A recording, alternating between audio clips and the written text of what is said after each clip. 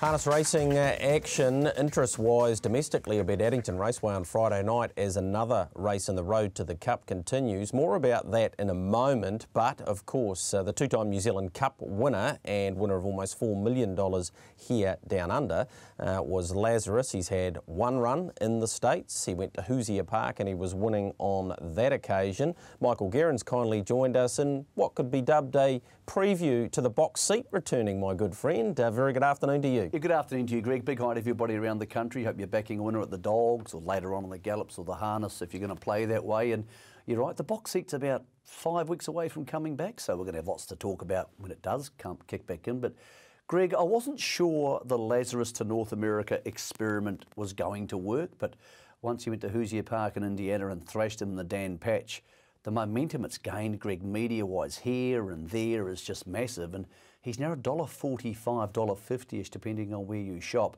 to win the Canadian Pacing Derby. Now, that's early afternoon this Sunday, Greg, and it may sound weird, being a Canadian Pacing Derby, because we think of derbies or derbies as being for 3-year-olds, but there, obviously, it's an open race, and Greg, he showed great gate speed last time.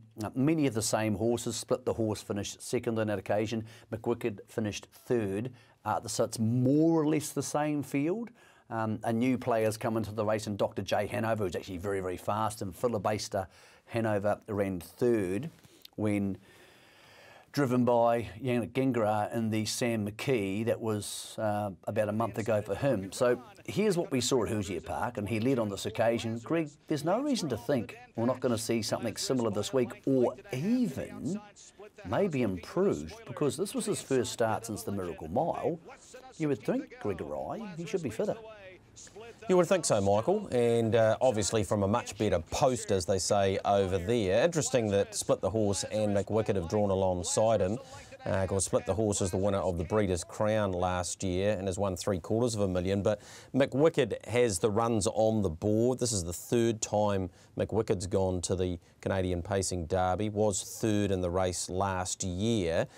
Do you think now they've seen Lazarus that their attitude towards what's the best way to race against him might have changed a wee bit now that they've seen him in the flesh? Well, McWicked's got no gate speed, so barrier 3's no good to him, Greg. So he's going to settle handier, but he still probably can't beat Lazarus. And you would think the Split the Horse might be willing to take a sit.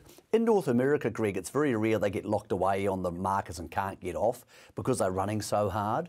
So I think, like most people, they would think, let Lazarus go, let him do the business, Greg, and we'll try and get him late in the piece. But as you and I both know, over the entirety of his career, only one horse has run past Lazarus in a home straight, and that was when he was 3 wide for the entire Fremantle Cup. So there's no reason to think, Greg, he's not going to go on and win this, which would increase his stallion value up there. And then they could potentially go back to, what's the Hoosier Park Derby coming up out of Indiana again. The Lexington Red Mile, there's a $150,000 free for all there, Greg, on October the 6th, which will be October the 7th for us. And then the Breeders' Crown, which is the jewel in the crown, excuse the pun.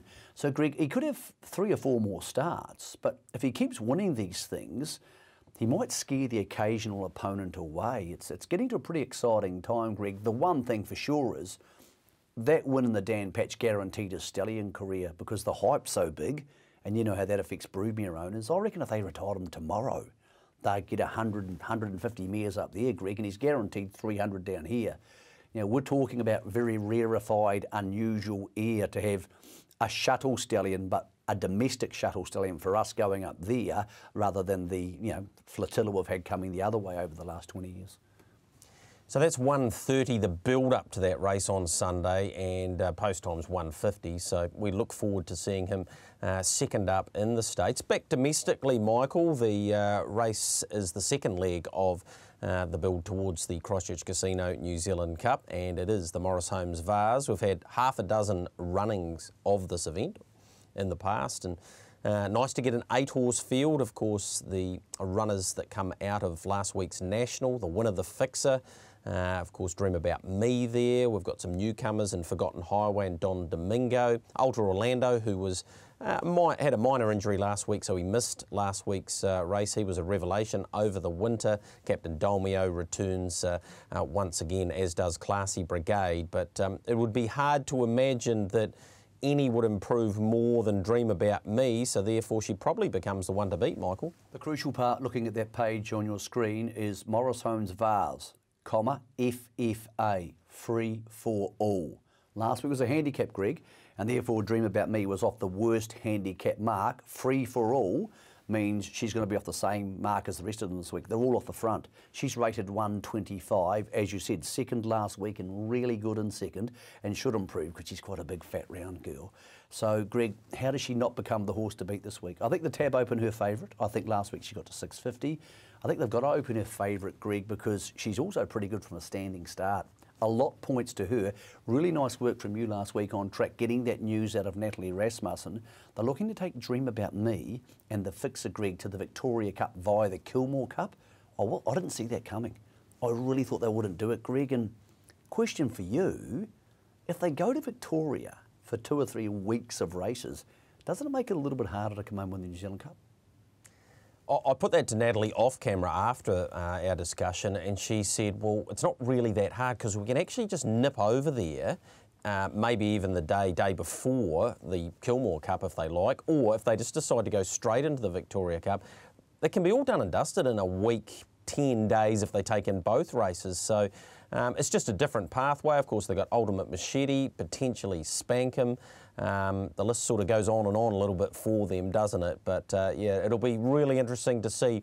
As we know, things can change around their stable quite regularly with the pathways they take, Michael, so nothing's set in stone, but it seems pretty realistic that both those horses are definitely online for a Victoria Cup start. Well, no Jalebi Kung Fu, Field Marshals in the paddock, Lenny the Shark's been retired. A lot of horses, Greg, aren't there that would normally be there. By the way, the markets are closed for both the New Zealand Cup and the Dominion at the moment, Greg, because, as you know, nominations are closing today or tomorrow.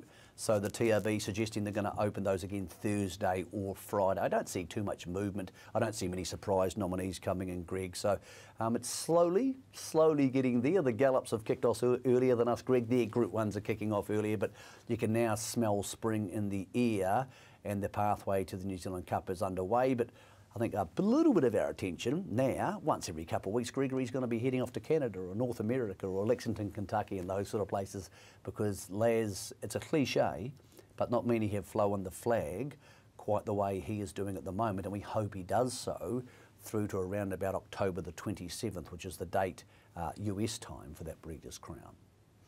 Thank you, Michael. Thanks so much for taking your time out and having a chat to us today. Yeah, the last Wednesday